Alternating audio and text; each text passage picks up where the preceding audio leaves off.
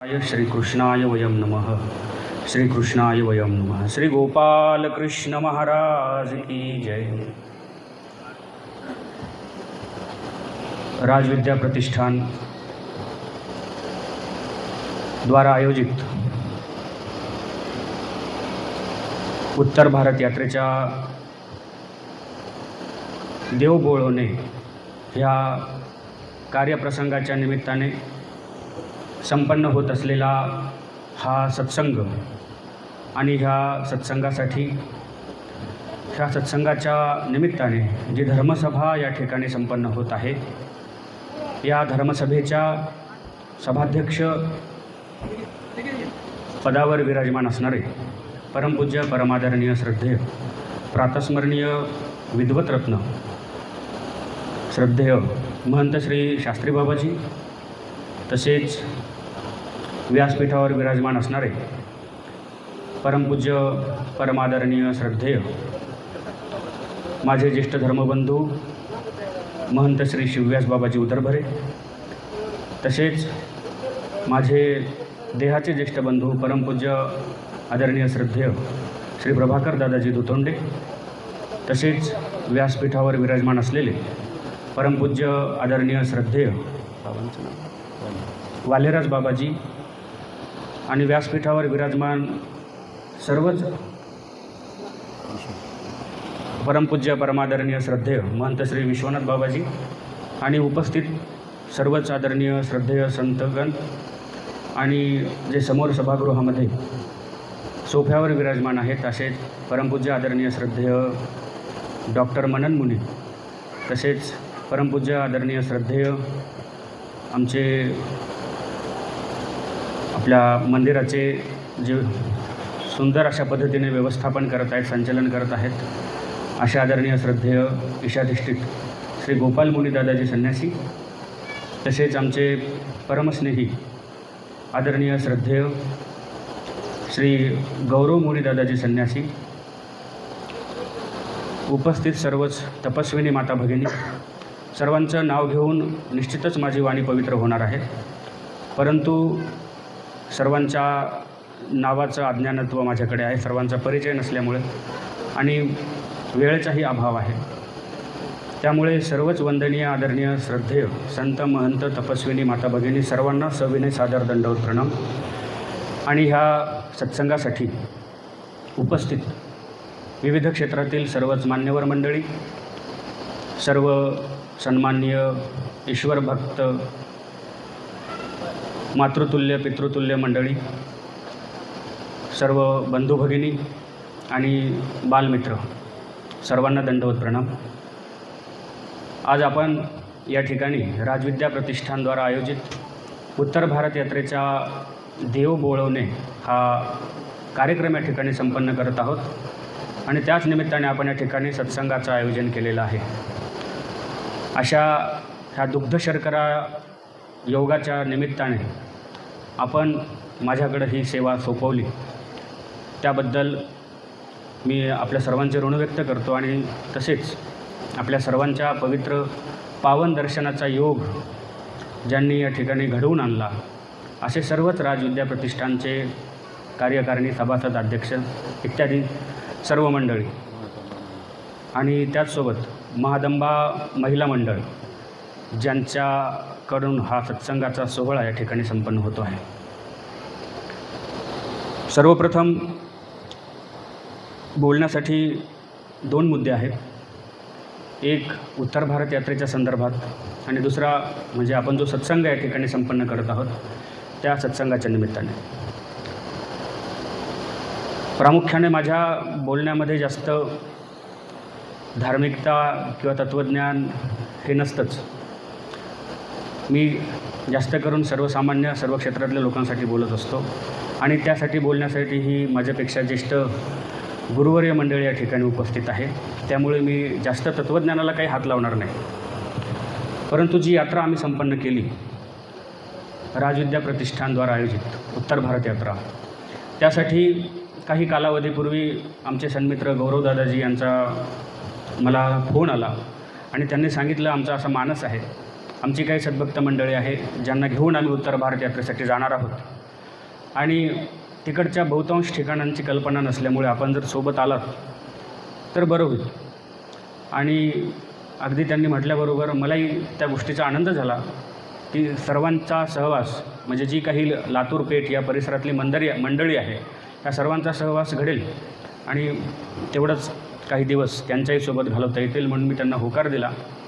अर्थात ते त्या गोष्टीची वाच्यता समाजासमोर करत नाहीत, पण त्यासाठी जो काही मोबदला घ्यायचा आहे तो मी त्यांच्याकडनं घेतलेला आहे. हे त्यांच्या मनाचं मोठेपण आहे. तर ही यात्रा संपन्न होत असताना जी मंडळी यात्रेमध्ये होती त्या सर्वांना कल्पना आहे की यात्रा अतिशय सुंदर पद्धतीने त्या ठिकाणी संपन्न झालेली आहे. सुरुवातीला गाडी इथून निघाल्यानंतर कुरुंद्याला आल्यानंतर मी गाडी बघितली, गाडीतली मंडळी बघितली आणि मी अवाक झालो. 50 लोकांच्या गाडीमध्ये 60-61 लोक गौरवदादांनी ॲडजस्ट केलेले होते. ज्या माणसाचं मन मोठं असतं त्या माणसाला गाडी छोटी आहे का मोठी आहे काही फरक पडत नाही. माणसाचं मन मोठं असलं की 61च काय, अनेक माणसं सामावता येतात. आम्ही गाड्या नेतो पण 42 सीटा भरतो आणि त्याच्यामध्ये मग काही आचारी वगैरे असं असतं. पण त्यांनी एवढी माणसं घेण्यामागचं कारण हे आहे की त्यांना कोणाची भीड तुटल्या गेली नाही. जशी बरीचशी लहान मुलं आमच्या यात्रेमध्ये होती आणि सर्वांच्या आग्रहाखातर त्यांनी त्या सर्वांना घेतलं आणि ती गाडीमध्ये झालेली गर्दी, तो पसारा आणि मग त्यानंतर आम्ही जेव्हा प्रवासाला निघालो त्या प्रवासात ह्या सगळ्या गोष्टीचा आनंद घेत, कुठल्याही अडचणीविषयी कुणाचीही काहीही तक्रार नसताना जो आनंद त्यातनं मिळायचा, हा सगळा आनंद या मंडळींनी उपभोगलेला आहे, घेतलेला आहे. आणि तो आनंद मी तरी आत्तापर्यंत एवढ्या यात्रा केल्या, ह्या एवढ्या यात्रांमध्ये एवढी लाडकी यात्रा मी बघितली नाही. आम्ही यात्रा काढतो, आमच्या मुक्कामाच्या जागा ठरलेल्या असतात. जिथे फिल्टरचं पाणी उपलब्ध होतं त्या ठिकाणी आम्ही पाणी घेतो, जिथे भेटत नाही तिथे लोकांना सांगतो या ठिकाणी पाणी उपलब्ध होत नाही, आपापल्या पद्धतीने पाणी घ्या. गौरवदादांनी त्याही ठिकाणी सर्व यात्रेकरूंची त्यांच्या पद्धतीने व्यवस्था करण्याचा प्रयत्न केला. त्यांनी वेळप्रसंगी बिस्लरीच्या बॉटल्स घेतल्या, उपलब्ध नसेल तर त्या परिसरामध्ये थोडासा वेळ देऊन ऑटोवाल्यांना विचारून फिल्टरचं पाणी कसं उपलब्ध करता येईल ते करण्याचा प्रयत्न केला. अगदी कशा पद्धतीने सर्वांची, जसं आपण एखाद्या घरच्या सदस्यांची काळजी घेतो त्या पद्धतीनं गौरवदादा धडपडपूर्वक सर्वांची काळजी घेत होते. ते पाहून मला आश्चर्य वाटत होतं. कारण आज महाराष्ट्रभरातून संबंध वर्षभरामध्ये जवळपास 60 ते 70 यात्रा जातात, 60 ते 70 गाड्या जातात उत्तर भारत यात्रेसाठी. त्या सर्व गाड्यांमध्ये जी व्यवस्था आहे ती कॉमन आहे, जी आम्हाला कल्पना आहे की आम्ही कशी व्यवस्था करतो. त्यापेक्षा उत्तम प्रतीची व्यवस्था मी दादांच्या गाडीमध्ये पाहिली. त्याबद्दल त्यांचं कौतुक मला वैयक्तिक करावंसं वाटतं. कारण कुठलंही कार्य करत असताना त्यासाठी जी धडपड करावी लागते, जी धावपळ करावी लागते, जे संभावित धोके पत्करावे लागतात, ह्या सगळ्या गोष्टी त्यांनी स्वीकारल्या. मला आठवतं आम्ही इंदोरमध्ये प्रवेश केला आणि इंदोरचा राजवाडा वगैरे बघितला, तिथलं बाके बिहारी मंदिर आम्ही वंदन केलं आणि बसलो होतो. आणि इकडे गाडीचा AC रिपेअर करण्याचं काम चालू होतं आणि त्यासाठी थोडा विलंब लागत होता. आम्ही त्यानंतर त्या बाके बिहारी मंदिरातनं त्या ठिकाणावर आलो ज्या ठिकाणी गाडी लावलेली होती आणि ACचं रिपेअरिंगचं काम चालू होतं. उष्णता खूप होती, गरमी होत होती आणि मंडळी त्यांचं जेवण वगैरे बाकी होतं आणि थोडा विलंब लागत असल्यामुळं गौरवदादांची जी तगमग चालली होती, जे त्या ड्रायव्हरवरती ते रागावत होते, त्या मालकाला फोन करून ते रागावत होते की आमच्या लोकांची अवहेलना होत आहे किंवा इथे त्यांना त्रास होतो आहे आणि त्यासाठी त्यांच्यावरती ते रागावत होते आणि त्यांच्या मनाची जी अवस्था होत होती ही मी बघत होतो. मी माझ्या आजपर्यंतच्या 13 यात्रेमध्ये कधीही असं टेन्शनमध्ये आलेलो नाही. एवढा विचार ते घरच्या माणसांसारखा सर्व यात्रेकरूंचा करत होते. हे पाहिल्यानंतर मला फार बरं वाटलं आणि मलाही असं त्यांच्याकडून कसं आहे, प्रत्येकाकडून काही गोष्टी शिकल्या पाहिजे. श्री दत्तात्रय प्रभूंनी यदुराजाला सांगितलं की मी 24 गुरु केले, म्हणजे 24 तत्वांपासून वेगवेगळे गुण त्यांनी घेतले. पृथ्वी, वायू, आकाश, मापोग्निश, चंद्रमा, रवी, कपोतो, अजगर, सिंधू, पतंगो, मधुकृत, गजः, कुमारी, शरकृत, सर्प, पूर्णनाभी, सुपेशकृत इत्यादी 24 गुरु त्यांनी केले. गुरु केले म्हणजे त्यांच्याकडनं कान फुकून घेतले असं नव्हे, तर त्यांच्याकडं असणारे जे काही गुण आहेत, जो काही चांगुलपणा आहे तो त्यांनी स्वीकारला की नाही. तसं ह्या यात्रेमध्ये, मागच्या यात्रेमध्ये मी दादांकडनं तो गुण लक्षात घेतला की आपण ज्या माणसांना यात्रेसाठी आपल्यासोबत नेतो ती माणसं किमान 20-21 दिवसापुरती तरी एक कुटुंब तयार होतं आणि कुटुंबातला प्रमुख ज्या कुटुंब वत्सलतेने त्या कुटुंबातल्या प्रत्येक सदस्याची काळजी घेतो, अशी काळजी त्या माणसांची घेतली पाहिजे. केवळ ते माझ्या समोर आहेत किंवा त्यांच्या कार्यक्रमात मला बोलायचं आहे म्हणून मी त्यांचं गुणानुमोदन करत नाही आहे. मी जे वैयक्तिक अनुभवलेलं आहे ते मी या ठिकाणी फक्त तुमच्यासमोर मांडतो आहे. बऱ्याचशा प्रवासातले आनंद होते. बऱ्याचशा ठिकाणी जी सगळी मंडळी होती, अगदी मनमिळावू मंडळी होती. मी त्यांच्यामध्ये गेल्यानंतर मला असं वाटलं की शेवटपर्यंत मला मिसळता येईल का नाही, त्यांच्यात मनमिळावूपणा निर्माण होईल का नाही. पण मी हे अतिशय आनंदानं सांगतो की 3ऱ्या ते 4थ्या दिवसापर्यंत सर्वांशी मनमिळावूपणा झाला. सर्व माणसं मला घरच्यासारखी वाटायला लागली. सर्वांनी आपलेपणानं, जसं जितकं प्रेम, जितका आपलेपणा त्यांचा गौरवभावून विषय आहे, त्याच आपलेपणानं आणि त्याच दृष्टीनं सर्व यात्रेकरूंनी माझ्याकडं पाहिलं. मलाही तेच प्रेम, तोच आपलेपणा त्यांनी त्या यात्रेच्या दरम्यान दिला. त्याबद्दलही मला फार बरं वाटलं आणि त्यामुळे अंतःकरण वारंवार ती यात्रा आठवली की भरून येतं. सर्व यात्रेकरू घरच्यासारखे झाले. ती यात्रेतले 20-21 दिवस अतिशय आनंदात पार पडले आणि अशा काही कष्टप्रद, कधी सुखकारक अशा अवस्थेतनं ती यात्रा प्रवास करून घरी पोहोचली. त्यामध्ये काही लोकांना प्रवासाच्या सवयी नसल्यामुळे बऱ्याच लोकांच्या प्रकृतीमध्ये चढ उतार होत गेले, परंतु तरीही त्यांनी कुठली तक्रार न करता त्या प्रवासाचा आनंद घेतला. त्याबद्दल म्हणजे एक आनंदच वाटतो आहे. तर ही यात्रा अशी सुखरूपपणे आपण घरी आणली आणि आज आपण त्या यात्रेच्या निमित्तानं हा देव बोळवण्याचा कार्यक्रम संपन्न करत आहोत. यात्रेकडं म्हणजे यात्रेविषयी विचार करत असताना एक गोष्ट लक्षात येते की मनुष्याचं जीवन हा सुद्धा एक प्रवास आहे. प्रवास काय असतो? आपण घरून निघतो आणि कुठल्या तरी गंतव्यस्थानापर्यंत आपल्याला जाऊन पोहोचायचं असतं. घरून निघल्यापासून ते त्या ठिकाणी पोहोचण्यापर्यंतचा जो कालावधी आहे त्याला आपण प्रवास असं म्हणतो. बरोबर आहे की नाही? तुम्ही लातूरवरनं निघालात आणि तुम्हाला कुठेतरी नांदेडला जायचं आहे, बीडला जायचं आहे. तुम्ही घरून निघता, बसस्टॉपवरती जाता किंवा ज्यांचं स्वतःचं वाहन आहे ते गाडीमध्ये बसत असतील आणि प्रवासाला तुमच्या सुरुवात होते आणि तुमच्या गंतव्यस्थानापर्यंत पोहोचत असताना तुम्हाला अनेकविध अडचणी निर्माण होतात किंवा काही कष्टप्रद प्रवास असतो, कधी आनंददायक असतो. हा वेगवेगळा त्याच्या प्रवासाचा भाग आहे. ज्यांच्याकडे स्वतःचं वाहन नसेल त्यांना जास्त कष्ट, ज्यांना कधी कधी बसस्टॉपवरती तो पोहोचला बसस्थानकावरती आणि त्याची बस केवळ 1 मिनिटासाठी निघून गेली, त्याला होणारा त्याचा त्रास वेगळा असेल. प्रत्येकाच्या प्रवासात येणाऱ्या वेगवेगळ्या अडचणी आणि मिळणारा वेगवेगळा आनंद हा त्याच्या वाट्याला हा येणाराच असतो. म्हणून प्रवासात होणाऱ्या त्रासाविषयी कोणी उद्विग्न होऊ नये आणि आनंद झाला म्हणून हुरळून जाऊ नये. भगवद्गीता सांगतेच की नाही, सुखदुःखे समयकृत्वा लाभालाभो जयाजय.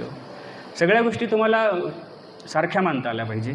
तुल्य निंदा स्तुतीर मौनी संतुष्टोय न केनचित निंदा स्तुती. तसं द्वंद्वरहित होऊन प्रवास करावा लागेल. कारण जीवनाची यात्रा करत असताना माणसाच्या जीवनामध्ये सुखदुःख येतातच की नाही. तुम्ही जेव्हा तुमच्या जीवनाला प्रवासाला सुरुवात केली, तुम्हाला कोणी विचारलं नाही की बाबा रे तुला या प्रवासाला जायचं आहे का? तुम्ही तुमच्या कर्मवशे या प्रवासाला आलेला आहात. ह्या मनुष्यदेहामध्ये तुम्ही एकदा नव्याने जन्माला आलेले आहात. ह्या अगोदर तुम्ही अनेकविध योनीमध्ये जन्म घेतले. सर्वज्ञ श्री चक्रधर स्वामी म्हणतात, मेळी मोळी शिवण्या रुंबण्या किती ठिकाणी आपण जन्म घेतलेला आहे, त्यासाठी जन्म दिलेला आहे. आणि आता तुम्ही ह्या मनुष्यदेहामध्ये जन्माला आलेले आहात आणि आल्यानंतर आता हा प्रवास तुमचा सुरू झालेला आहे. त्यावेळेस तुम्हाला कोणी विचारलेलं नाही की तुला प्रवासाला जायचं आहे का? बरं, आल्यानंतर हा प्रवास आता आपण योगायोगाने ह्या प्रवासाला निघालो आहे. मग आता प्रवासाला निघाल्यानंतर हा प्रवास कशा पद्धतीने आपल्याला आनंददायक करता येईल हा ज्याचा त्याला विचार करता आला पाहिजे. आणि ह्या प्रवासात चालत असताना गरजेची असते शिदोरी. तुम्ही सर्वांनी प्रवासात येत असताना शिदोरी आणली होती का नाही? कोणी बेसनाचे लाडू करून आणले होते, आठवतं मला.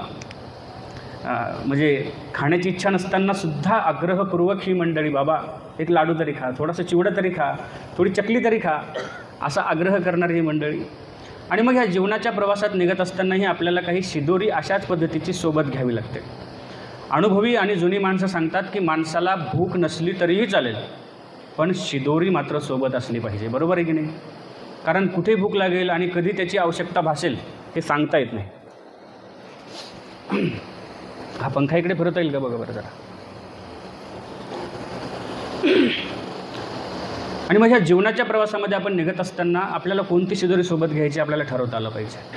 आपण सोबत शिदोरी कितीही घाईमध्ये निघालो तरी ताजी बनवून घेतो का नाही? का आपण शिळी भाकर किंवा उरलेल्या पोळीचे तुकडे म्हणजे कुटके इत्यादी पदार्थ आपण सोबत घेतो का शिदोरीसाठी? नाही घेत. सुंदर असा स्वयंपाक ताजा बनवून आपण सोबत घेत असतो. तसं जीवनाच्या प्रवासात निघत असताना निघाल्यानंतर कोण्या प्रवासाला आपण निघालेलो आहोत, त्या मनुष्य जन्माच्या प्रवासाचं अंतिम ध्येय काय आहे त्याचा विचार आपल्याला करावा लागेल की नाही. कारण 3 प्रकारचं जीवन सांगितलेलं आहे. एक आहे विचारप्रधान जीवन, एक आहे भोगप्रधान जीवन आणि एक आहे त्यागप्रधान जीवन. विचारप्रधान जीवन जे आहे ते मनुष्याचं आहे. भोगप्रधान जीवन जे आहे ते इतर पशुपक्ष्यांचं आहे. आणि त्यागप्रधान जीवन जे आहे हे साधू संतांचं आहे. आलं का लक्षात. कारण पशुपक्षी जे आहेत ते म्हणतात की पशु काय पाप पुण्य जाणती, उत्तम मध्यम भोग भोगती. आणि मनुष्याचं जीवन सांगितलेलं आहे विचारप्रधान जीवन. म्हणजे मनुष्याला विचार करता आला पाहिजे. आता आपण ह्या मनुष्यदेहामध्ये आलेलो आहोत. ह्यापूर्वी आपण कुठे होतो, आपण कोण आहोत. जसं एक दोहा हिंदीमधला आहे. आमचे आंबेवडगावचे बाबा तो दोहा नेहमी सांगायचे की कवन देश से आया जोगी, कवन तुम्हारा नाम, कवन तुम्हारी माता पिता, कौन तुम्हारा धाम. तू कोण आहेस, तू कुठून आलेला आहेस, तुझे आईवडील कोण आहेत आणि तुला जायचं आहे कुठं. हा विचार प्रत्येक मनुष्य मात्राला निर्माण झाला पाहिजे. प्रत्येक मनुष्याच्या अंतःकरणात तो विचार आला पाहिजे. मला कल्पना आहे आपण सगळी सत्संग करणारी माणसं आहात, ज्येष्ठ श्रेष्ठ ज्ञानी मंडळींच्या सहवासातली माणसं आहात. त्यामुळे हा प्रश्न तुम्हाला पडलेलाही आहे आणि त्याची उत्तरही तुम्हाला सापडलेली आहे. आणि ह्या दोह्याच्या उत्तरार्धात असं सांगितलेलं आहे की तम देश से आया जोगी, जीव हमारा नाम, कृष्ण हमारी माता पिता, मोक्ष हमारा धाम. मायेच्या तमस्वरूपातनं आपण या ठिकाणी परमेश्वराच्या प्रवृत्तीनं तो जो कृपेला वश झाला आणि त्यानंतर त्याच्या प्रवृत्तीनं आपला आनंद जीवांना देण्यासाठी त्यानं संपूर्ण सृष्टीचं सृजन मायेकरवी करविलं. आणि मग त्यानंतर कृष्ण हमारी माता पिता, आपले आईवडील किंवा आपलं नाव आपल्याला विचारलं कोणी सांगेल गंगाराम, तुकाराम, सखाराम, नाही का. पण ही नावं आपली फक्त ह्या कलियुगाच्या दृष्टीनं ढोबळमानानं 100 वर्षाचं आयुष्य आहे तर एवढ्यापुरतं आपलं हे नाव आहे. पण त्यातही काही माणसांचं जसं नाव असतं तसं लक्षण नसतं. किमान जसं नाव आपलं आपल्या आईवडिलांनी ठेवलं, समाजाने दिलं, त्यानुसार आपलं लक्षण असलं पाहिजे. बरोबर आहे की नाही. तर नावाचा आणि लक्षणांचा लोकांचा काही शक्यतोवर प्रसंग येत नाही जवळजवळ. असं असतं एखाद्या महिलेचं नाव, बाईचं नाव शांता असतं, शांता. आणि असं असतं की नाव शांती आणि नसलेलं भांडणांती, असं असतं का नाही. किंवा एखाद्या मायमाऊलीचं नाव सुलोचना असतं. सु म्हणजे सुंदर, लोचन म्हणजे डोळे. आणि नाव सुलोचना पाहते मुंबई पुन्हा, तिचे डोळे तिरळे असतात. मला टीका करायची नाही. तुम्ही म्हणाल सगळं बायांचंच का सांगताय, माणसांचंही असतं. एखाद्याचं नाव गंगाधर असतं. गंगा माहिती आहे तुम्हाला, नदीचं नाव आहे. धर म्हणजे धारण केलेली आहे ज्याने, असा गंगाधर. मग नाव गंगाधर आणि आंघोळ नाही महिनाभर, असंही लक्षण असतं की नाही. आता बायांना जर हसवलं माणसांचं नाव सांगितलं तर म्हणजे नावाचा आणि लक्षणांचा काही संबंध येत नाही. तर हे जे नाव आहे आपलं, मला हे सांगायचं की हे केवळ आपल्याला ह्या ढोबळमानाने 100 वर्षांपुरतं मिळालेलं आहे. मग ह्यानंतर जर आपलं खरं नाव काय असेल तर ह्या दोह्याच्या उत्तरार्धात सांगितलं की जीव हमारा नाम. जीव हे आपलं नाव आहे, आपण जीव आहोत. कृष्ण हमारी माता पिता, आपले आईवडील हे जे आपल्याला ह्या देहाच्या संयोगाने लाभलेले आहेत ते आपले ह्या देहाच्या ह्या जन्मापुरते आईवडील आहेत. पण अनंत काळासाठी परमेश्वर जीवाचा नित्यपती किंवा स्वामीभृत्वा संबंध अनादीचा इत्यादी वचनांमध्ये जे सांगितलेला आहे संबंध ईश्वराचा आणि जीवाचा, त्या दृष्टीनं परमेश्वर हा जीवाचा माता पिता आहे. कारण त्याच्याच प्रवृत्तीने आपण इथे हे जे काही सगळं पाहतो आहोत, हा सगळा खटाटो त्याच्याच प्रवृत्तीनं झालेला आहे म्हणून. आणि मोक्ष हमारा धाम, शेवटी मोक्षाकडे जायचं. म्हणून माणसाचं जीवन हे विचारप्रधान आहे. म्हणून आपल्याला विचार करता आला पाहिजे. आणि मग ती विचार करण्याची जागा, ती विचार करण्याची वृत्ती माणसात निर्माण कधी होते, जेव्हा आपण सत्संगामध्ये जातो. कारण असं म्हटलेलं आहे की सत्संगाविन ज्ञान मिळेना सद्गुरू बोधाचे, करावया सत्संग पाहिजे वाचनशास्त्राचे. मला वाटतं राष्ट्रसंत तुकडोजी बाबांनी म्हटलेलं आहे. तर सत्संगाशिवाय सद्गुरू बोधाचं ज्ञान म्हणजे एक सद्गुरू आपल्याला भेटत नाही आणि त्याशिवाय परमेश्वराच्या तत्त्वज्ञानाचा बोध आपल्याला होत नाही. त्यासाठी सत्संग अतिशय गरजेचा आहे. सुसंगती सदा घडो, सृजन वाक्य कानी पडो, कलंक मतीचा झडो, विषय सर्वथा नावडो. आहे की नाही. किती सुंदर सत्संगतीचे आणि सत्संगाचे फायदे आपल्याला आपल्या धर्मशास्त्राने सांगितलेले आहेत. मग त्या दृष्टीने आपल्याला त्याच्याकडे बघावं लागेल, विचार करावा लागेल. म्हणून मी सांगितलं की विचारप्रधान माणसाचं जीवन आहे. बरं, विचार कसा करायचा हे कळायला पाहिजे. विचाराचे 3 प्रकार आहेत. जसं मी जीवनाचे 3 प्रकार सांगितले, विचारप्रधान जीवन, भोगप्रधान जीवन, त्यागप्रधान जीवन. त्यात विचारप्रधान जीवनाचे 3 प्रकार आहेत. एक सार्थक विचार आहे, एक निरर्थक विचार आहे आणि तिसरा अनर्थक विचार आहे.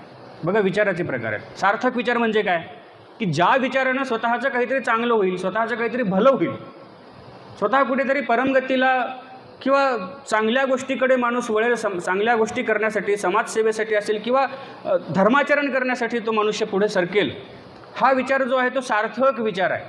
आणि त्यानंतर सांगितलं मी की निरर्थक विचार. एखादा विचार असा असतो निरर्थक.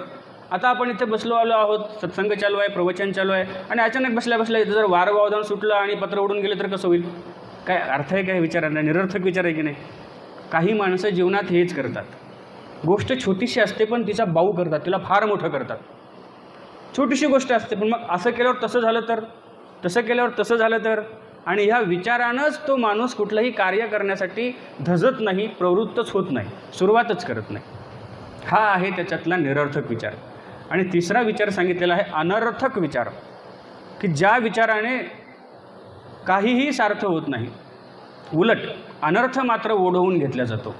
आता स्वामी म्हणतात आर्थिक दृष्टांत दिजे, लक्षात येणार नाही कारण मी बोलतो आहे आणि कदाचित तुम्हाला जड वाटत असेल तर छोटंसं उदाहरण देऊन मी तुम्हाला सांगतो. एका गावामध्ये एक मनुष्य, त्याच्याकडे 7, 8, 10 म्हशी होत्या आणि तो म्हशींना चारायला रोज गावातनं घेऊन जायचा. ज्या रस्त्याने तो जायचा त्या रस्त्याच्या ओट्यावरती एक माणूस त्यावेळेला, ज्या वेळेला तो म्हशींना घेऊन जायचा त्यावेळेस तो ओट्यावरती बसलेला असायचा सकाळी सकाळी. आणि त्या म्हशींमध्ये एक म्हैस खूप डेरेदार शिंगांची होती, गोल अशी शिंग तिची होतं. आणि तो जाता येता त्या म्हशीच्या शिंगांकडे पाहून काहीतरी विचार करायचा. काय विचार करायचा?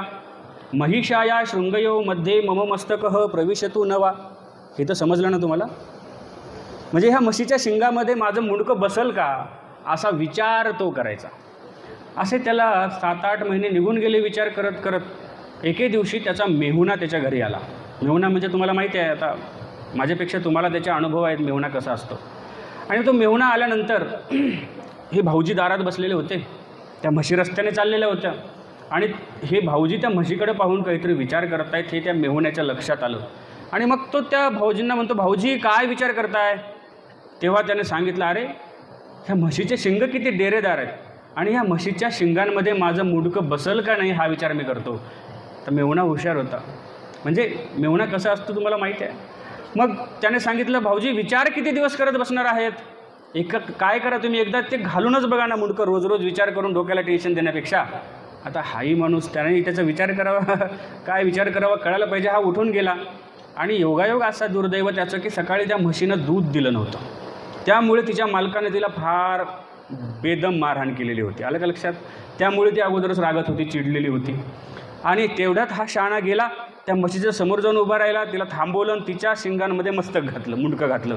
आता मला सांगा त्या म्हशीनं काय केलं असणार आहे? त्याने मानेला 4-5 हिसके जोरजोराचे दिले, तसा त्याच्या मानेचा कळस मोडला कोणाच्या? त्या मनुष्याच्या. आणि तो खाली पडला. पडल्यानंतर त्याला उठताही येईना, बोलताही येईना, फक्त डोळे उडून टकमक बघत होता. आता असं काही झालं की माणसं जमा होतात कुठेही असं. माणसं भरा इकडनं तिकडनं जमा झाली. जमा झाल्यानंतर त्यातल्या काही शहाण्या माणसाने त्याला विचारलं की अरे काय झालं? त्याने सांगितलं, म्हशीच्या शिंगात मुंडकं घातलं आणि म्हशीनं झटके दिल्यामुळं मानेचा कळस मोडला. आता काय करावं कळत नाही. त्यातला एक माणूस म्हटला, अरे भल्या माणसा, म्हशीच्या शिंगामध्ये मुंडकं घालण्या अगोदर विचार तर करायचा. तो म्हटला, गेल्या 8 महिन्यापासून विचार करत होतो, म्हणला आज मुंडकं घातलं. म्हणजे विचार करायचा, पण काय विचार करायचा हे कळायला पाहिजे का नाही? आणि मग सत्संगाच्या योगानं, संबंधानं आपल्याला काय विचार करायचा आहे, कोणता विचार घेऊन घराकडे जायचं आहे आणि कोणत्या विचारानं आपल्या जीवनामध्ये आध्यात्मिक उन्नती, पारमार्थिक उन्नती साधणार आहे. आपण आपल्या जीवनाच्या शेवटच्या प्रवासाच्या टोकापर्यंत कोण्या विचारानं पोहोचणार आहोत हा विचार करावा लागेल की नाही? यात्रायते पापात. यात्रा म्हणजे काय आहे? जी पापापासून तुम्हाला तारते अशी यात्रा असली पाहिजे, जी संतांच्या सहवासात झाली पाहिजे, ज्या यात्रेमध्ये परमेश्वराचे तत्त्वज्ञानाचे काही शब्द आपल्या कानांवरनं गेले पाहिजे. आपल्या जीवनाची यात्रा पण अशीच असली पाहिजे. मग केवळ 20 दिवसांची यात्रा सत्संगतीमध्ये केली किंवा देवदेव केला आणि संपली आपली आता जबाबदारी, आपण झालो पावन पवित्र, असं नव्हे. हे जीवन म्हणजे सुद्धा यात्रा आहे. आपण सगळे प्रवासी आहोत. आपल्याला फक्त वाटतं की आपण या पृथ्वीचे मालक आहोत, पण हा आपला गैरसमज आहे. आपण ह्या पृथ्वीचे फक्त प्रवासी आहोत. आपण प्रवास करत असताना इथे कर्मभूमीमध्ये आलेलो आहोत. आपला हा जीवनाचा प्रवास चालू आहे. चक्रभ्रमणन्याय जे काही ही सृष्टीचं रहाटगाडगं चालू आहे ना, त्याच्यातनं आपण फक्त येतोच जातो, भरतं रिचवतो जसं ते रहाटघडीचं गाडगं, त्या पद्धतीनं आपण फक्त येतो जातो, कर्माने भरतो, पुन्हा रित करून येतो, पुन्हा कर्माने भरतो. हा सगळा आपला प्रवासच चालू आहे की नाही, यात्राच चालू आहे की नाही. आणि म्हणून 20 दिवसांची यात्रा आपण करून आलोत आणि झालो आता कृतकृत्य असं नव्हे. आता हा जीवनाचा प्रवास आणि जीवनाची यात्रासुद्धा आपल्याला अशीच सफल करायची आहे. ह्या यात्रेसाठी तुमच्याकडे वाहन होतं, बरोबर आहे, तुम्ही स्लीपर कोच गाडी केली. तसं ह्या यात्रेसाठी, जीवनरूपी यात्रेसाठी तुमचं शरीर हे वाहन आहे. जशी आपली गाडी होती अगदी व्यवस्थित होती, तिला कुठे पंक्चर झालं नाही, कुठे इंजिनचं काम निघालं नाही, थोडासा एशीने एक दिवस त्रास दिला आपल्याला 2 तासासाठी, पण बाकी सगळं व्यवस्थित होतं का नाही. त्या पद्धतीनं आपल्याला ह्या प्रवासासाठी जो हा रथ भेटलेला आहे, देहरूपी रथ, ह्या रथाला सुद्धा त्याचं वेळोवेळी मेंटेनन्स करणं गरजेचं आहे. त्याकडं लक्ष ठेवणं गरजेचं आहे. जसं आपल्या घरचं वाहन, आपण त्याला काय करतो, सर्व्हिसिंग करतो, त्याचं ऑइलिंग करतो, तिचं ग्रीसिंग करतो, सगळ्या गोष्टी वेळोवेळी करतो का नाही आपण. तिचे ब्रेक पॅडचे चेक करतो, सगळं व्यवस्थित. आता ही जी पुरुष वर्ग मंडळी आहे त्यांना माहिती आहे त्यांच्याकडे वाहनाचं काय व्यवस्था ठेवावी लागते. तसं हा देहरूपी रथ, देहरूपी वाहन आपल्याला ह्या यात्रेसाठी भेटलेलं आहे. आणि ह्या वाहनाच्या संबंधानं आपल्याला हा प्रवास करायचा आहे, शेवटपर्यंत जायचं आहे. मग ह्याला ऑइल पाणी सगळं व्यवस्थित बघायला हवं की नको, सगळ्या गोष्टी व्यवस्थित असायला हव्या की नको, आपण करतोच ते. थोडीशी कंबर दुखली की आपण दवाखान्यात जातो, म्हणजे आपल्या शरीराची ती सर्व्हिसिंगच आहे, बरोबर. जसे हे काही बाह्य अवयव आहेत तसे आंतर अवयव आहेत. ह्या मनुष्य देहाला भगवंतांनी 5 ज्ञानेंद्रिय 5 कर्मेंद्रिय दिलेले आहेत. ह्या बाकीच्या गोष्टीसोबत त्यांचीही म्हणजे व्यवस्था ठेवणं आपल्यासाठी गरजेचं आहे. म्हणजे हे जे 11 इंद्रिय आहेत, हे 11 घोडे या रथाचे आहेत. तुम्ही रथ बघितला असेल, त्या आता अलीकडच्या हल्लीच्या रथाला 2च घोडे असतात, पण या शरीररूपी रथाला 11 घोडे दिलेले आहेत.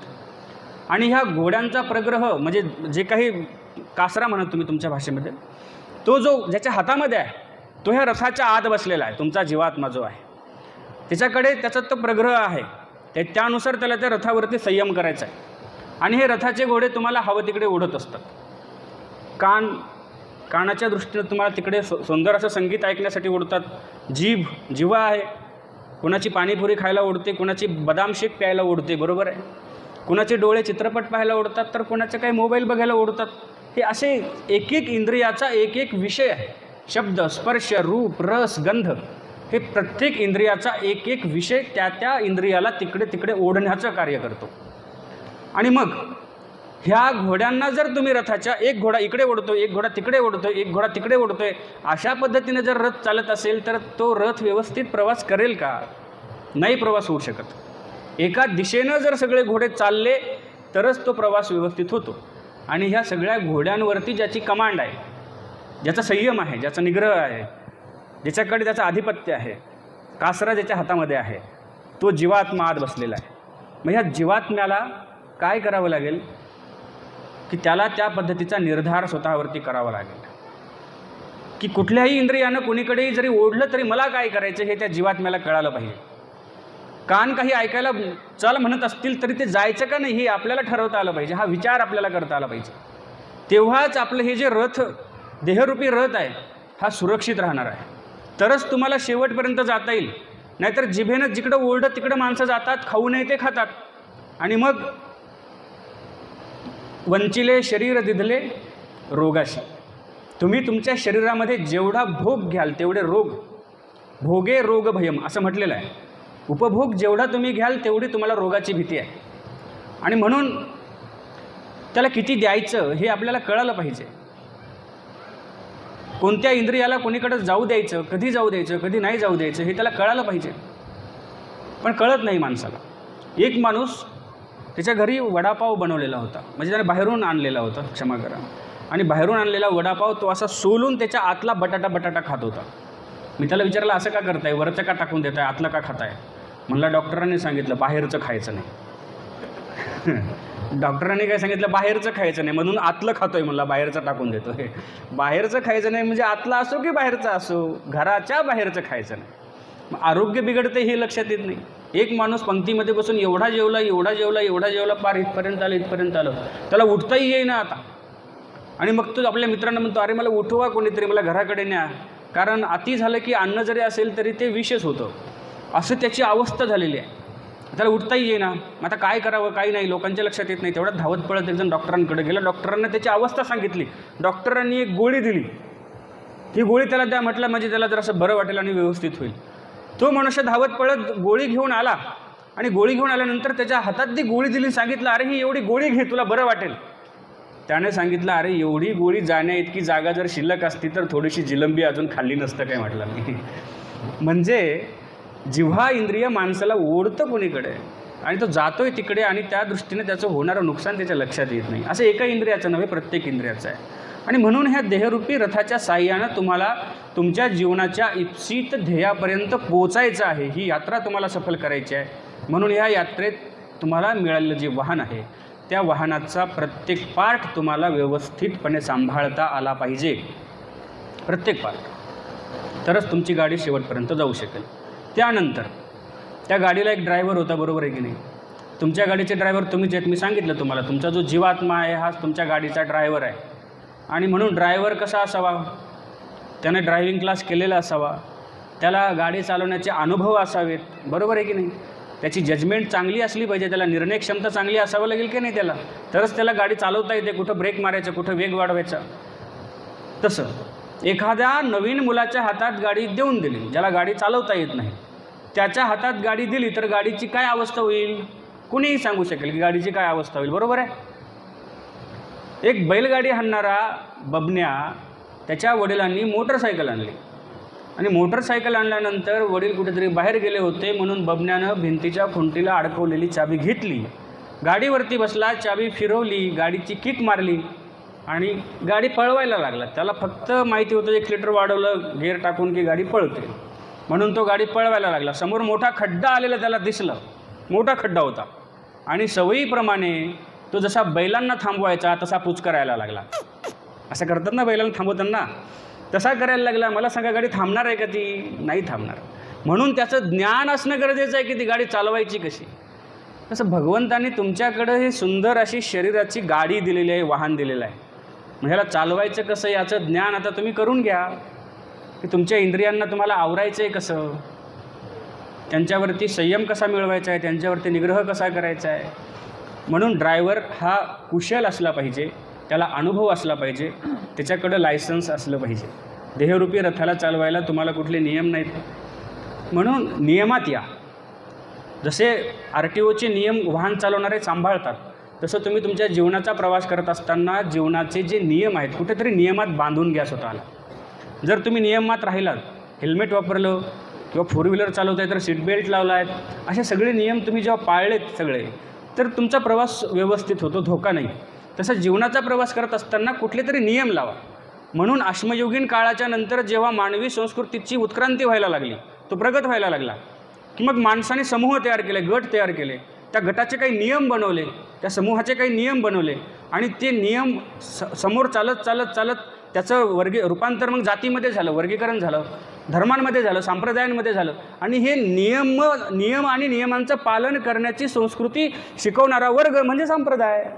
संप्रदाय म्हणजे काय? एक विचारधारा आहे, जी विचारधारा समाजापर्यंत पोहोचवायची, त्या नियमामध्ये समाजाला चालवायला लावायचं. तुम्ही सत्संग करता, बरोबर आहे? सत्संगामध्ये तुम्हाला काय शिकवलं जातं? आपण देवपूजा कशी करायची, कधी करायची, किती वेळ करायची, स्मरण कधी करायचं, साधू संत आल्यानंतर आपली वर्तणूक कशी असली पाहिजे, समाजात असताना आपली वर्तणूक कशी असली पाहिजे, आपण लोकांशी बोलताना कसं बोलायचं, आपल्या धर्मशास्त्राने तरी आपल्याला काय शिकवलं, नियमच शिकवले की नाही. म्हणून तुमच्या जीवनरूपी यात्रेला नियम असणं फार गरजेचं आहे. म्हणून ही यात्रा जर तुम्ही नियमांचं पालन करून केली तर ठीक आहे, आणि नो एंट्रीमध्ये गाडी घुसवल्यावर काय होणार तुम्हाला कळायला पाहिजे. म्हणून प्रत्येक गोष्टीवर तुम्हाला संयम मिळवता आला पाहिजे. काय खातात, जेव्हा तुमची जीभ तुम्हाला तिकडे नेते तेव्हा तुम्हाला कळायला पाहिजे तिला कितपत आपल्याला आवडता आला पाहिजे. भगवद्गीतेत सांगितले की नाही, युक्त आहार विहारस्य युक्त चेष्टस्य कर्मसु युक्त स्वप्नावबोधस्य योगो भवती दुःख. हा म्हणजे तुमच्या प्रत्येक इंद्रियाला नियमच सांगितलेले आहेत. कोणत्या इंद्रियाला कोणते नियम लावायचे आहेत. आहाराविषयीचा नियम जिव्हेला आहे, विहाराविषयीचा नियम तुमच्या पायांसाठी आहे, स्वप्न म्हणजे सुषुप्ती अवस्था झोपेसाठीचा नियम तुमच्या शरीरासाठी आहे. कितपत जागायचं, किती वेळ जागायचं, युक्त स्वप्न अवबोधस्य, झोपायचं किती हे पण सांगितलं, अवबोध म्हणजे जागायचं किती हे पण सांगितलं. नाही तर 12-1 वाजेपर्यंत आपण ते मोबाईलचं तुम्ही काय म्हणता, त्याला डब्बा म्हणता का काय म्हणता माहिती नाही. ते बघत बसतो आपण 11, 12, 1 वाजेपर्यंत. झोपायला उशीर होतो आणि मग सकाळी सारस्वत काळ निघून जातो. स्मरण कधी करायचं, उठायचं कधी. मग झोपण्याचं प्रमाण सांगितलेलं आहे, उठायचं प्रमाण सांगितलेलं आहे. ह्या प्रमाणांच्या नियमाचं आपण अनुकरण केलं, त्यानुसार चाललो की आपल्या जीवनाची यात्रा सुखरूप होते. आणि त्यानंतर प्रवासाला गरजेचा असतो एक मार्गदर्शक, जे काम केलेलं आहे आपल्या गौरवदादांनी. तसं तुमच्या जीवनरूपी प्रवासाला एका मार्गदर्शकाची अतिशय गरज आहे. प्रत्येकाच्या, तुमचं असो माझं असो, प्रत्येकाच्या जीवनरूपी यात्रेला एका मार्गदर्शकाची अतिशय गरज आहे. आणि तो मार्गदर्शक म्हणजे कोण सांगता येईल का तुम्हाला? गुरु. तुम्हाला जीवनामध्ये जगत असताना पावलोपावली जो जीवन जगण्याचं तत्त्वज्ञान सांगतो. जीवन जगायला कुठलं तत्त्वज्ञान लागतो? काय फार किचकट, फारच सखोल, अतिशय बोधप्रद आणि अतिशय डोक्याला मुंग्या आणणारं असं तत्त्वज्ञान काही, असं काहीच नाही आहे. जीवन जगत असताना करायचं काय? साने गुरुजींनी किती सरळ सोप्या शब्दामध्ये जीवनाचा सिद्धांत सांगितला. खरा तो एकची धर्म जगाला प्रेम अर्पावे. काय करायचं आहे काय वेगळं आपल्याला? आपल्याकडे परोपकार, सहिष्णुता, परस्परांविषयीच्या संवेदना, ह्या गोष्टी जर आपल्याकडं असल्या की आपल्याला जगण्याचं तत्त्वज्ञान सापडलं, मिळालं. फार काही खोल जायची गरज नाही. सर्व आचार्यांची क्षमा मागून मी सांगतो की मी माझ्या प्रवचनात बऱ्याच वेळा म्हणतो की एक वेळेस तुम्ही देवदेव कमी केला हरकत नाही, देवधर्म म्हणजे धर्माचं आचरण कमी केलं तरी हरकत नाही, पण माणूस म्हणून जन्माला आलात की मग माणूस की धर्माचं आचरण करा, बस पुरेसं आहे. म्हणजे मी असं म्हणत असतो. मग याचा अर्थ असा नाही की तुम्ही माणुसकीचं धर्म आचरण करा आणि धर्माकडे वळूच नका, अध्यात्माकडे वळू नका, परमार्थाकडे वळू नका. मुळात ज्याला माणुसकीच्या रस्त्यानं चालता येतं तो धार्मिकच असतो. तो धार्मिक झाल्याशिवाय राहतच नाही. तो परमार्थाचा हात किंवा अध्यात्माचा हात धरल्याशिवाय जीवन जगूच शकत नाही. हे त्याच्यानंतरची अवस्था आहे. पण सुरुवातीला आपल्याला माणूस होऊन जगता येतं का? संत तुकडोजी बाबा म्हटले होते की माणूस द्या मज माणूस द्या, भीक मागता प्रभू दिसला. म्हटले मला देव दिसला या भारतामध्ये, पण अशा अवस्थेत दिसला की तो भीक मागतोय. कशाची भीक मागतोय? माणूस द्या मज माणूस द्या, माणूस द्या माणूस द्या म्हणून तो भीक मागतोय देव. अशा अवस्थेत दिसला. मला तुकडोजी बाबा भेटले असते तर मी त्यांना म्हटलं असतं, मला जर देव दिसला असतं तर मी देवाला सांगेल की बाबा भगवंता, आमच्या भारताची लोकसंख्या भरपूर वाढलेली आहे. मला वाटतं 1.5 अब्जाच्या वर भारताची लोकसंख्या गेलेली आहे. आणि एवढी माणसं झालीत की आता गावातल्या घरात राहायला जागा नाही, म्हणून लोक गावाच्या बाहेर रस्त्यांवरती, शेतांमध्ये घरं बांधायला लागलीत, कारण घरात जागा पुरत नाही, गर्दी होते. पूर्वी एकत्र कुटुंब, छोट्या छोट्या घरात सगळे माणसं राहायची. आजच्या माणसांना काय झालं कळत नाही मला. प्रत्येकाला स्वतंत्र खोली पाहिजे, प्रत्येकाला स्वतंत्र रूम हवी आहे. एका छोट्याशा खोलीमध्ये आम्ही बघितलं, आमचे आई वडील, काका काकू, आजोबा सगळे एका घरात असायचे, असे एका रांगेत. म्हणजे आम्ही लहानपणापासून पाहत आलेलो आहोत. आणि अलीकडच्या काळामध्ये ही अवस्था बदलत चाललेली आहे. मग काय सांगत होतो मी? मग माणूस म्हणून जे परस्परांविषयी सहिष्णुता, प्रेम, संवेदना फार मोठ्या वाढत चाललेल्या आहेत, व्यापक होत चाललेल्या आहेत. आणि मग भगवंत माणसाची भीक मागतोय. एवढी माणसं वाढली, तेवढी लोकसंख्या वाढलेली आहे. इथे मी होतो, एवढी लोकसंख्या वाढलेली आहे की माणसं घेऊन जा, तुला पाहिजे तेवढी माणसं घेऊन जा. पण पुढच्याच ओळीमध्ये तुकडोजी बाबा म्हणतात की कुतरे मेंढरे जंबूक डुकरे बहुत असती पण काय करू. अरे तू म्हणालास माणसं घेऊन जा, पण ही माणसं नाहीत. ही माणसं म्हणजे कोण आहेत? कुतरे मेंढरे जंबूक डुकरे बहुत असती पण काय करू. किती सडेतोड शब्दात म्हटले हो. आता मी जर असं म्हटलं तर तुम्हाला राग येईल, पण हे माझे शब्द नाहीत, वाईट वाटून घेऊ नका. राष्ट्रसंतांचे शब्द आहेत. म्हटलं कुतरे मेंढरे जंबूक डुकरे, पण वाईट वाटायचं कारण नाही ना. आम्ही लहान असताना, दुसऱ्या येत असताना आम्हाला एक मराठीच्या पाठ्यपुस्तकात पाठ होता, लोभी कुत्रा नावाचा. त्या कुत्र्याला कुठेतरी एक भाकर सापडली. कुत्र्याचा स्वभाव आहे, त्याला काही सापडलं की तो त्या जागेवर बसून खात नाही, तो बाजूला घेऊन जातो. म्हणजे दुसरा कोणीतरी येऊन ते खाईल, बरोबर आहे, मला भेटलेलं फक्त मीच खाल्लं पाहिजे अशी वृत्ती ज्याची आहे तो कुत्रा. बरं, एवढंच नव्हे, पुढे सांगतो अजून. तो गावाच्या बाहेर जातो, एक तलाव आहे, तलावाच्या काठेवरती जाऊन उभा राहतो आणि तलावाच्या पाण्यात डोकून पाहिल्यानंतर त्याला असं लक्षात येतं की दुसरा एक कुत्रा आहे आणि त्याच्याही तोंडात एक भाकर आहे. मग त्याचीही भाकर मला भेटली पाहिजे या लालसे पोटी तो त्याला भुंकायला लागतो. आता मला सांगा, तलावाच्या काठावरती उभं राहून भुंकल्यानंतर तोंडातली भाकर कुठे जाईल? तलावात पडेल. तशी ती पडली आणि पडल्यानंतर आता त्याला पश्चाताप झाला. तो कुत्रा नव्हता, त्याच्या तोंडात असणारी भाकर नव्हती, परंतु त्याला तो भास झाला स्वतःच्या प्रतिबिंबाचा आणि म्हणून होतं तेही गेलं. मग ह्या वृत्तीची माणसं समाजात आहेत. स्वतःकडे आहे, स्वतःला भेटलेलं आहे, ते दुसरं कोणी घेऊ नये म्हणून त्याचा उपभोग स्वतःलाच घ्यावा म्हणून स्वतःचं स्वतः सांभाळतात, दुसऱ्याच्या उपयोगाला जाऊ देत नाहीत. भगवंताने 2 हात दिलेत का नाही, 2 हाताच्या उंजळीत जेवढं बसतं तेवढं घ्यावं आणि मातीत सांडून माती होण्यापेक्षा लोकांना देता यावं, एवढी उदारता माणसाकडे असली पाहिजे. ती तर नाहीच, पण आपलं आहे ते फक्त आपणच भोगावं. आमच्या मराठवाड्यात एक म्हण आहे, आपलीच माडी आपलीच गाडी आणि आपल्याच बायकोची गोल गोल साडी. एवढ्यापुरतं जीवन मर्यादित नसलं पाहिजे. ते समाजाच्या उपयोगी कसं येईल, धर्माच्या उपयोगी कसं येईल, दीन दुःखितांच्या वंचितांच्या उपयोगाला कसं नेता येईल ह्याचा विचार होणं गरजेचं आहे.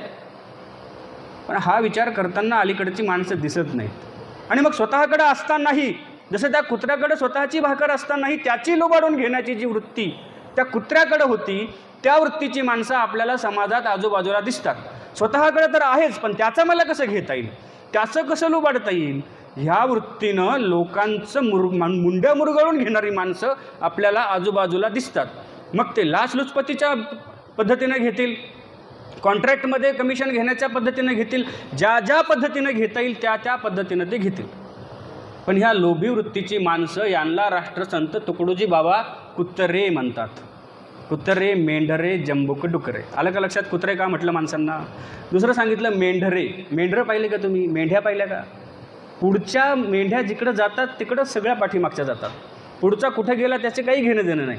मग तो श्रद्धेनं पुढं चाललेला आहे की अंधश्रद्धायुक्त होऊन पुढं चाललेला आहे?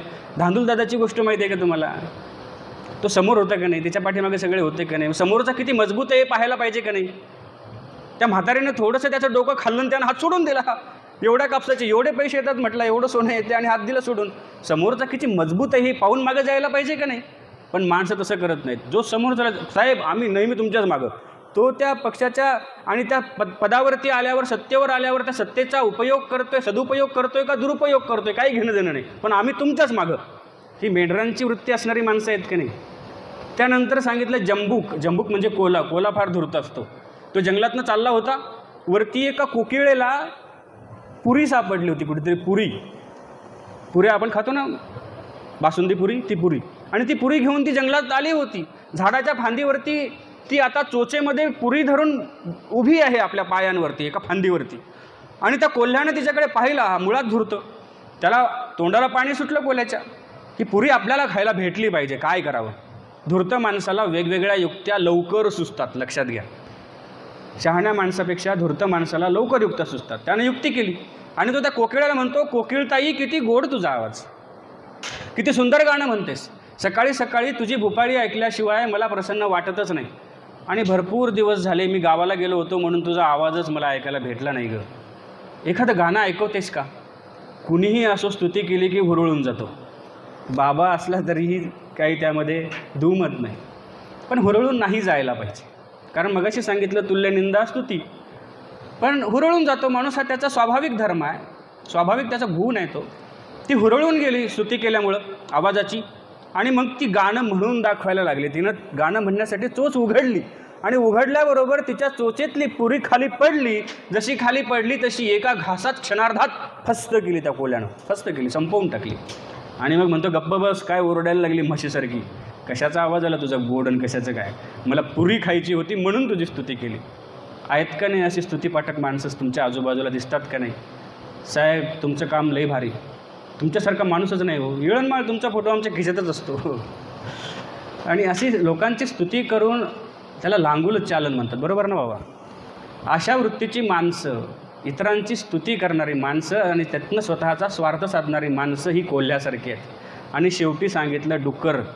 जंबूक डुकरे बहुत असती, पण काय करू आता, डुकरावरती मी काही वेगळं बोलावं असं मला वाटत नाही. स्वामींनी शुक्राचा दृष्टांत दिलेलाच आहे. सुकर असे तो बुडियांत जुडी खोवी, त्यात सार निवडी, त्यात कैचे सार तेतचे सार तेही बोडीची. बरोबर आहे. तो अमेध्य खातो आणि त्याच्यामध्ये सार निवडण्याचा प्रयत्न करतो, पण त्यात कुठलं सार. अशीच माणसं आपल्या अवतीभोवती आहेत. आता मी नाही बोलायला पाहिजे, पण नाही बोललो तर योग्य नाही. कारण मी ज्या पदावर आहे एक धर्मगुरू म्हणून ते बोलणं किंवा तुमच्यापर्यंत सत्य पोहोचवणं माझं कर्तव्य आहे. जैसा तुम्हा श्वान सुखराचा विको तैसा इंद्रादिका तुमचा. तुम्हाला जसं त्या श्वान सुखराचं घाण वाटतं तसं इंद्रादिकांना तुमचा संसार घाण वाटतो. म्हणजे आपला संसार हा तसाच आहे आणि त्याच्यामध्ये आपण सार निवडण्याचा प्रयत्न करतो. संसार आसार असं म्हटलेलं आहे. आसार संसारात आपण सार निवडतो आहोत म्हणजे आपली अवस्था तशीच आहे हे मी म्हणत नाही. पुन्हा म्हणताल बाबाला बोलवलं आणि बाबा काहीच्या काही बोलायला लागले. त्या दृष्टीनं असा हा संसार आहे आणि त्या आसार संसारामध्ये आपण सार निवडतो आहोत म्हणजे आपली अवस्था तशीच आहे. क्षमा करा या माझ्या वक्तव्याबद्दल, पण हे सत्य आहे. सत्य कोणी टाळू शकत नाही. म्हणून ह्याचा विचार करा.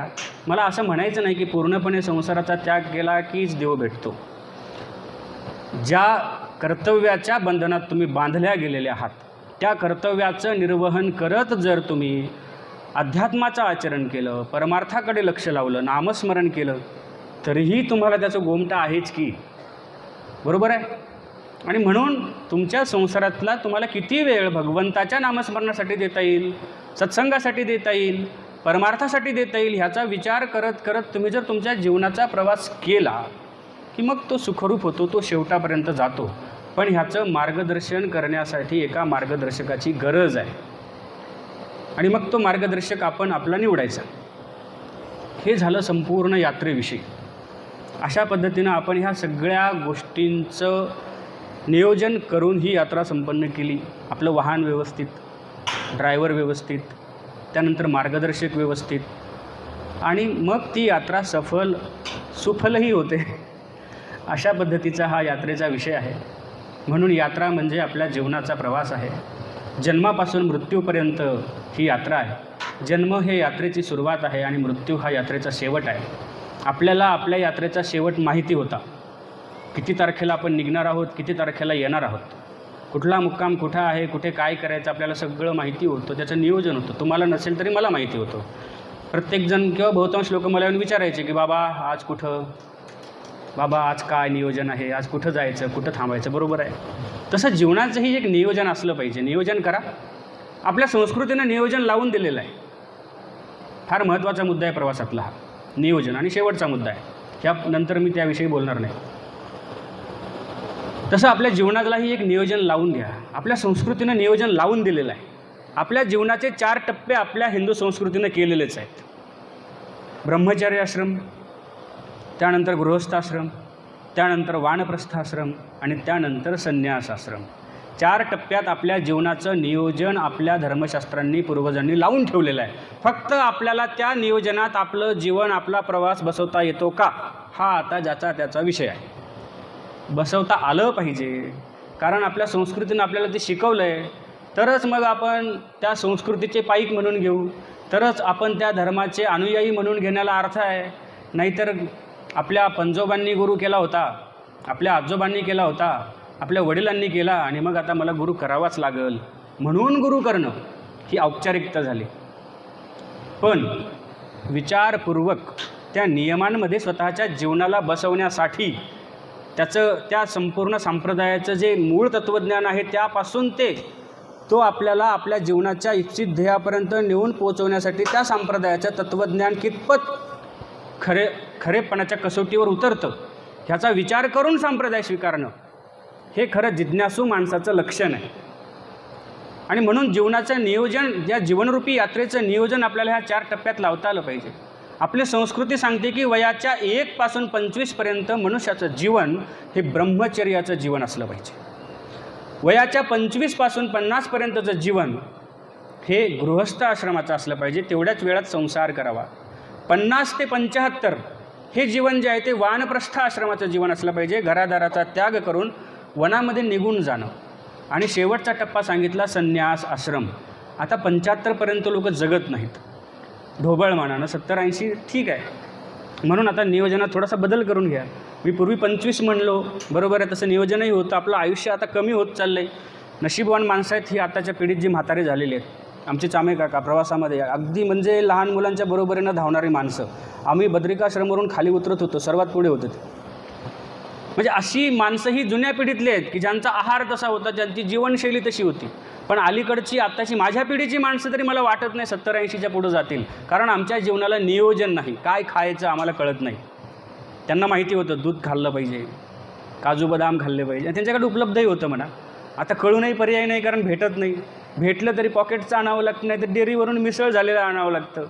म्हणजे जीवनाला नियोजन लावता आलं की त्या जीवनाची यात्रा सफल होते, सुफल होते, व्यवस्थित होते. म्हणून आता तुमच्या जीवनाचं नियोजन तुम्ही लावा.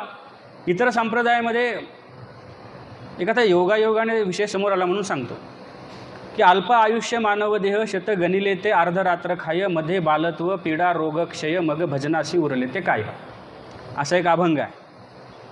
त्यांनी असं म्हटलेलं आहे की अल्प आयुष्य मानव देह, माणसाचं आयुष्य अगोदरच अल्प आहे, कमी आहे. मग शत गणिले ते अर्धरात्र खाय, ढोबळमानाने 100 वर्ष कलियुगाचं आहे, त्यातलं अर्धरात्र खाते. म्हणजे अर्धरात्र खाते म्हणजे काय, म्हणजे अर्ध आयुष्य झोपेत जातं. तुम्ही म्हणाला अर्ध आयुष्य कोण झोपतं? 24 तासातली अर्धी रात्र असते, बरोबर आहे की नाही? 12 तासांचा दिवस, 12 तासांची रात्र. रात्री तर आपण झोपतोच ना, का गाठ्या करत बसता तुम्ही करत असाल तर माहीत नाही, मी तरी झोपत असतो रात्रीला. तर अर्ध आयुष्य गेलं झोपत या दृष्टीनं. मध्ये बालत्व 12 वर्ष लहानपण, शेंबूडपुसाच्याच माणसाला कळत नाही 12 वर्षाचं होईपर्यंत. मध्ये पीडा रोग क्षय, आजार आहेत, म्हातारपण आहे पुढे.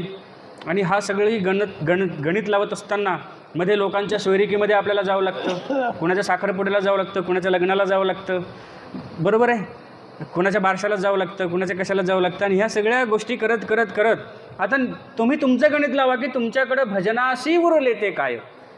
कारण देवे दिला देह भजना गोमटा, भगवंतांनी देह हा सुंदर दिलाय कशाला? भजनाला, म्हणजे भगवंताच्या नामस्मरणाला दिलाय का नाही?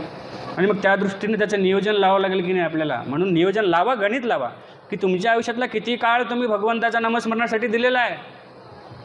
ज्या ध्येयाच्या पोटी हा देह तुम्हाला भेटलेला आहे, इतर सर्व योनींमध्ये श्रेष्ठ असणारी योनी म्हणजे मनुष्य देह, आणि हा देह आपल्याला कितीतरी दुःखरूप योनी भोगून आल्यानंतर मिळालेला आहे. मग ह्या मागचं कारण काय असलं पाहिजे, किंवा मग ह्या देहाचा सदुपयोग कसा करता येईल? कारण म्हणतात याच देही घडे देवाचे भजन आणि कहे ज्ञान नाही कोठे. याच देहामध्ये भगवंताचं भजन घडू शकतं. सत्संग आहेत म्हणून सगळ्या माय मावल्या बाया बापड्या, आमची सगळी बंधू मंडळी सगळे आले का नाही सत्संगाला? मग गावातल्या एखाद्या कुत्र्याला असं वाटलं का आपण हे सत्संगाला गेलो पाहिजे? त्या योनीमध्ये तो विचारच नाही आहे. म्हणून याच देही घडे देवाचे भजन. मनुष्य देहात आल्यानंतरच तुम्हाला तो अधिकार आहे, सगळं युक्तत्व आहे. आणि त्या युक्तत्वाच्या अधिकारानं तुम्ही या देहामध्ये काय करू शकता ह्याचं ज्ञान तुम्हाला होणं गरजेचं आहे. तुमच्याकडं असणारं वाहन आणि त्या वाहनाची क्षमता आणि त्याची उपयोगिता ह्या तुमच्या लक्षात आले की तुम्ही प्रत्येक इन्स्ट्रुमेंट, त्याचं जी प्रत्येक सुविधा आहे त्या वाहनात दिलेली तुम्ही वापरू शकता. या उपर तुम्हाला माहितीच नाही तुमच्याकडे असलेल्या साधनाची उपयुक्तता काय आहे. तुमच्याकडे मोबाईल आहे, त्या मोबाईलमध्ये तुम्ही काय काय करू शकता तुम्हाला त्याची कल्पनाच नाही. तर तुम्ही फक्त यूट्यूबवर व्हिडिओज बघत राहणार, तुम्ही फक्त इंस्टाग्रामच्या रील सरकवत राहणार, एवढंच करणार तुम्ही. त्याचा वेगळा उपयोग काय होऊ शकतो, बरोबर आहे की नाही? त्याचं ज्ञान असेल तर तुम्ही त्या पद्धतीनं त्याचा उपयोग कराल की नाही. तसं ह्या देहाची उपयुक्तता काय आहे हे आपल्या लक्षातच येत नाही. आपल्याला काय माहिती आहे? आपल्या पंजोबांनी लग्न केलं, मुलं बाळ जन्माला घातली, कष्ट केले, मरून गेले. आजोबा जन्माला आले, आजोबा जन्माला आले, त्यांनी संसार केला, मुलं बाळ जन्माला घातली, कष्ट केले, सरले गेले. वडील जन्माला आलेले आहेत, वडीलही संसार करत आहेत. कदाचित कुणाचे गेले असतील, कुणाचे जाणार असतील, जातीलच. त्यानंतर आता आपली वारी आहे तर आपण लग्नच केलं पाहिजे, मुलं बाळच जन्माला घातली पाहिजे, कष्टच केले पाहिजे आणि निघून जायचं आहे. एवढीच या देहाची उपयुक्तता आपल्याला माहिती आहे. या पलीकडे ह्या देहाची उपयुक्तता काय आहे, ह्या देहाकडे काय सुविधा आहेत आपल्याला अजून ह्याच्यातले सगळे बारकावे माहितीच नाही आहेत. हा देह भेटला आहे कशासाठी, ही उपयुक्तता तुमच्या लक्षात येते सत्संगात गेल्यानंतर, साधू संतांच्या संगतीत गेल्यानंतर. आणि तुम्ही अतिशय भाग्यवान आहात की तुम्हाला ह्या सर्व ज्ञानरत्न ज्येष्ठ श्रेष्ठ आचार्यांच्या योगाने हा सत्संग घडतो आहे. आणि त्या सत्संगाचा काही भाग, खारीचा वाटा आज मला उचलण्याची संधी, ठीक आहे, चालू देऊ. तुमच्या हे राजविद्या प्रतिष्ठान आणि महदंबा महिला मंडळ ह्या दोनही मंडळांच्या सर्व सदस्यांनी उदार अंतकरणाने आणि अतिशय प्रेमपूर्वक माझ्याकडे हा खारीचा वाटा सुपूर्द केला. तुमच्या पवित्र पावन दर्शनाचा योग घडवून आणला. आणि ही सेवा करण्याचा योग मला या ठिकाणी भेटला, त्याबद्दल मी स्वतःला धन्य समजतो की एवढी श्रद्धावान माणसं, एवढ्या तन्मयतेनं आणि आतुरतेनं आर्ततेनं ऐकणारी माणसं आजकाल भेटत नाहीत। जे काही तुमचे पूर्वीचे आचार्य असतील किंवा आत्ताचे असतील, ज्यांनी तुमच्यावर हे संस्कार केले, तुमच्या घरात धर्माचे संस्कार रुजवले आणि ते टिकवण्याचं कार्य म्हणजे शास्त्री बाबासारखे, गौरव बाबासारखे, गोपाळदादासारखी, त्या बाबांसारखी जी मंडळी आहे, ही सर्व ह्या परिसरातली संत महंत मंडळी जे हे सगळे संस्कार तुमच्यामध्ये कायम ठेवण्याचा प्रयत्न करण्यासाठी झटत आहेत, सत्संगाच्या माध्यमातून असेल, इतर विविध उपक्रमांच्या माध्यमातून असेल, त्याचं कारण एकच आहे की तुम्हाला ह्या देहाची उपयुक्तता लक्षात येऊन तुमचा हा जीवनाचा प्रवास शेवटच्या टोकापर्यंत जात असताना सुखरूप व्हावा आणि तुमच्या जीवनाचं अंतिम ध्येय तुम्हाला प्राप्त व्हावं, यासाठी ही सगळी मंडळी धडपड करत आहेत। आपल्या आचरण प्रक्रियेतनं काहीसा महत्त्वाचा कालावधी काढून ते तुमच्यासाठी देत आहेत, हे तुमचं भाग्य समजा। कारण ही सगळी माणसं स्वतःच्या आत्मकल्याणाच्या दृष्टीनं मार्गस्थ झालेली आहेत, त्यासोबत आपल्या आजूबाजूला असलेल्या समाजाचं कल्याण व्हावं, त्यांना त्यांच्या जीवनाचं ध्येय मिळावं, म्हणून ही सगळी माणसं जी धडपड करत आहेत त्यांच्या हाकेला हाक देत चला। त्यांनी जे सांगितलं त्यानुसार त्या रस्त्यानं चालत चला, कारण परमार्थाचा जो रस्ता आहे हा संसाराच्या रस्ते इतका सोपा नाही आणि संसार इतका अवघडही नाही। फक्त तोल सावरता आला पाहिजे, अंगाचे लघुत्व बुद्धीचे कौशल्य तयाशी खरगदार साधे। तसं योग्यता आणि दृढता ह्या दोन्ही गोष्टी, आचाराची निपुणता आणि विचाराची संपूर्णता, त्या दृष्टांताचा सिद्धांत सांगत असताना सिद्धांतिकात आलेला आहे। आचाराची निपुणता आणि विचाराची संपूर्णता ह्या दोन्ही दृष्टीनं तुम्हाला तोल सावरत परमार्थाच्या रस्त्यावरती चालता आलं की तुमचं निश्चित तुमचं शेवटचं ध्येय जे आहे कैवल्य प्राप्तीचं तुम्हाला मिळणार, आणि त्यासाठी त्याचं नियोजन लावण्यासाठी मार्गदर्शक म्हणून ही सगळी माणसं तुम्हाला भेटली, त्या दृष्टीनं तुम्हीही भाग्यवान आहात। आणि ह्या सर्व ज्येष्ठश्रेष्ठ आचार्यांचा तुमच्या दर्शनाचा योग मला लाभला, त्याबद्दल मी स्वतःला धन्य समजतो। आणि ही सर्व गुरुतुल्य मंडळी माझ्या आजूबाजूला बसलेली आहे, यांच्या समोर आणि शेजारी ह्या समान आसनावर बसून बोलण्याचं धारिष्ट मी केलं, त्याबद्दल त्या अधिकृतीची क्षमायाचना त्यांच्याकडे करतो। आणि बोलत असताना किंवा त्यापूर्वी प्रवासादरम्यान जी मंडळी होती त्या मंडळींना माझ्याकडनं काही त्रास झाला असतील, बोलण्यातनं काही कमी जास्त गेलं असेल, त्या सर्व प्रवासी यात्रेकरूंची अगोदर क्षमा मागतो। आणि त्यानंतर ह्या प्रवचनादरम्यान माझ्याकडनं बोलत असताना काही वेडेवाकडे शब्द गेले असतील तर मातृहृदयाप्रमाणे आपण त्याची दखल घेऊन मला क्षमा कराल अशी अपेक्षा करतो। आणि जात असताना ज्या पद्धतीनं घरामध्ये आपल्या सूप असतं, सूप म्हणजे टोमॅटो सूप, मंचाव सूप हे सूप नव्हे, सूप म्हणजे पाकड्याचं सूप, तसं श्रोत्यांचं अंतःकरण असावं। सूप काय करतं, चांगलं ठेवलं आत ठेवतं, बरोबर आहे, आणि कचरा काय करतं, बाहेर फेकतं। तुम्ही आता परातीत पाखडत असाल, बरोबर ना, परात धरा, चला सूपने तुम्ही पाहिलं असेल तर पाखडताना काय होतं, चांगलं ते आत ठेवतं आणि कचरा तेवढा बाहेर फेकतं। तसं मी बोललेलं सगळं तुमच्या अंतःकरण रूपी सुपामध्ये घ्या, जे कचरा वाटला असेल तो सगळा कचरा माझ्या अंगावर फेकून द्या, आणि जे चांगलं वाटलं असेल ते तुमच्या अंतःकरणामध्ये ग्रहण करा, आणि चांगलं वाटलेलं तुम्ही तुमच्यासोबत घेऊन जा, अशी या सत्संगाच्या निमित्तानं आणि या देव बळवण्याच्या कार्यक्रमाच्या निमित्तानं या ठिकाणी तुमच्याकडनं अपेक्षा व्यक्त करतो। आणि ही जी घडलेली सेवा आहे ही सेवा सर्वज्ञ श्री चक्रधर स्वामींच्या चरणी समर्पित करतो आणि थांबतो। सर्वज्ञ श्री